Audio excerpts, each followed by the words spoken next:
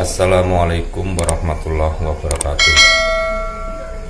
Ya, kepada pemirsa semuanya yang dirahmati oleh Allah, marilah kita bersama-sama bersyukur kehadirat Allah Subhanahu wa taala dan senantiasa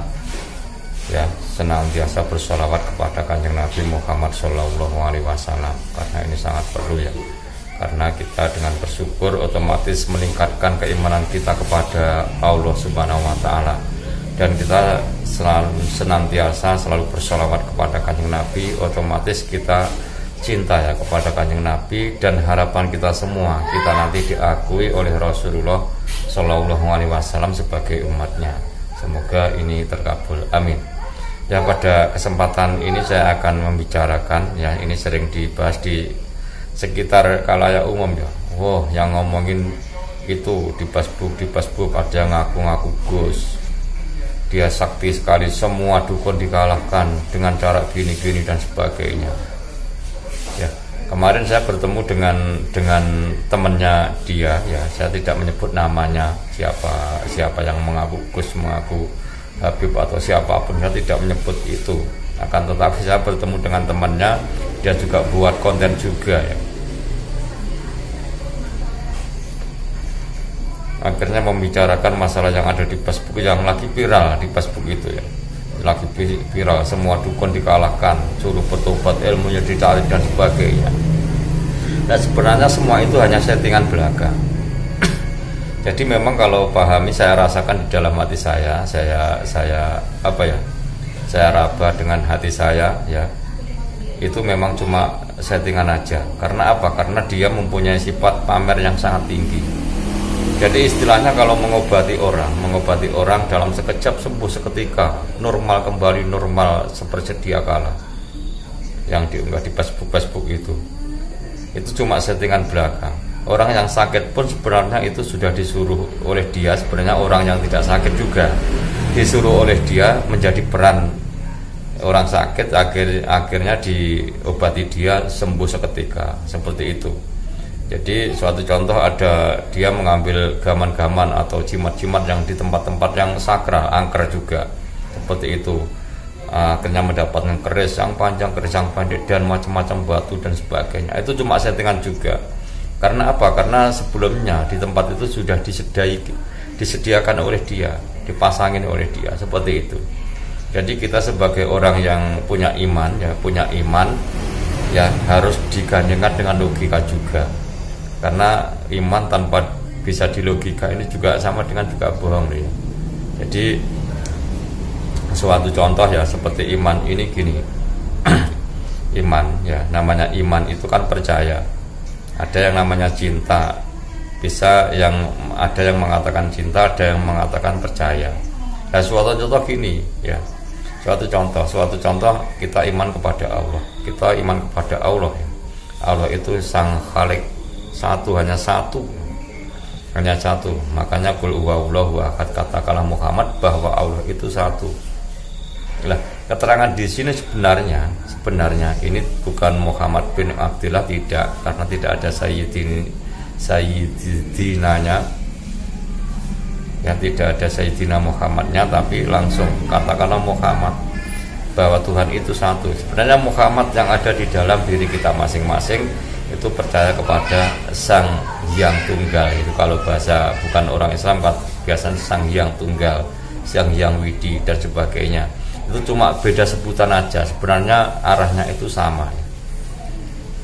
Jadi yang namanya percaya itu kita harus buktikan dulu dengan logika juga kalau bisa ya. Suatu contoh gini, seumpama ada tetangga sampean bilang, oh di sana loh ada sate enak, sama langsung percaya aja, oh iya sate sana enak, padahal sampean ini belum membuktikan. Lah percayanya ini gimana? Ini kan percaya yang masih mengambang. Maaf loh ya, saya bukan menyinggung orang-orang yang cuma orang umum atau syariat belaka, itu tidak. Memang kenyataannya gini. Jadi untuk lebih percaya yang lagi, ketika dicerita ini masalah sate itu ya, bahwa sate itu enak, sama harus mencicipi dulu, baru dirasakan, baru bilang bahwa sate itu enak.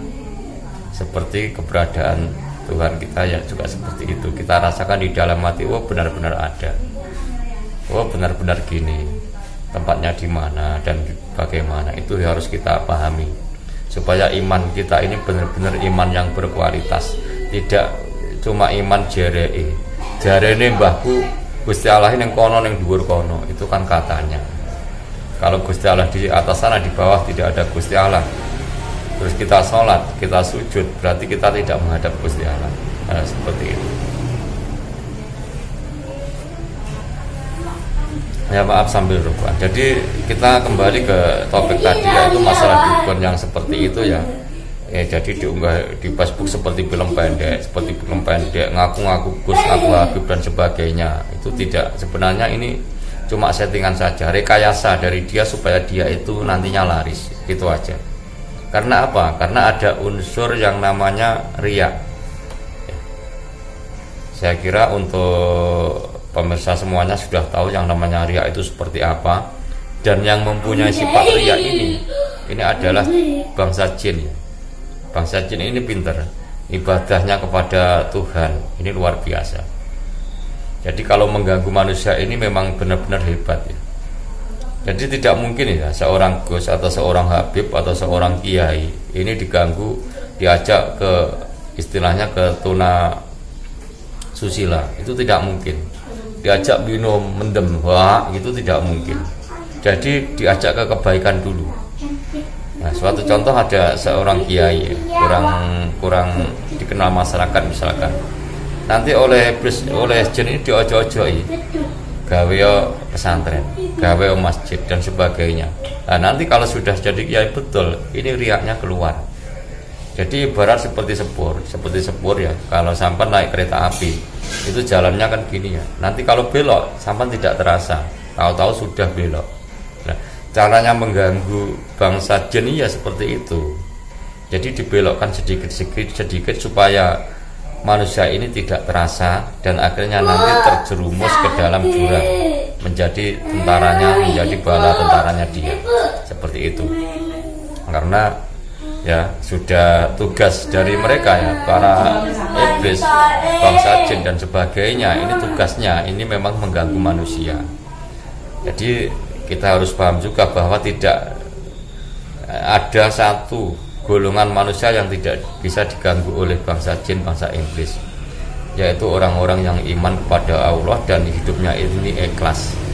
Kita harus tahu, kalau kita selalu iman kepada Tuhan dan hidup kita ikhlas, walaupun kita diberikan yang namanya sakit oleh Tuhan, kita tetap mampu bersyukur. Inilah yang dinamakan dengan ikhlas. Sebenarnya ikhlas bukan seperti itu ya. Ikhlas itu kalau kita sudah bisa menghukumi, bisa merasakan di dalam hati bahwa di sana-sana semuanya itu perwujudan daripada Allah atau la maujuda illallah, itulah yang disebut dengan ikhlas yang sebenarnya. Suci juga seperti itu, haji juga seperti itu, semuanya sama. Ya Bapak Ibu sekalian, saya kira untuk pembahasan ini ya kita akhiri sampai di sini saja. Semoga kita semua tidak tertipu ya oleh yang kita pandang mata kita ya. Kita tidak tertipu, tidak istilahnya heran dengan seperti hal-hal seperti itu, karena semua itu hanya settingan para orang-orang yang tidak bertanggung jawab untuk mencari duit saja. Jadi kalau ada di Facebook, bisa ini mengambil ilmunya seseorang dengan mudahnya, mengalahkan para dukun di mana-mana dengan mudahnya.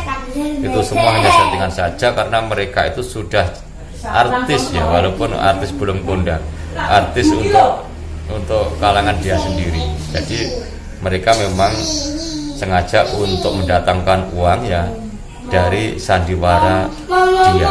Nah, seperti itu. Ya Bapak Ibu sekalian, saya kira untuk pembahasan masalah tipu-tipu ya, dukun tipu-tipu atau pengobatan tipu-tipu cukup sekian saja. Semoga video ini walau sebentar ada manfaatnya buat saya sendiri juga buat sampean semua. Ya saya akhiri sekian. Assalamualaikum warahmatullahi wabarakatuh.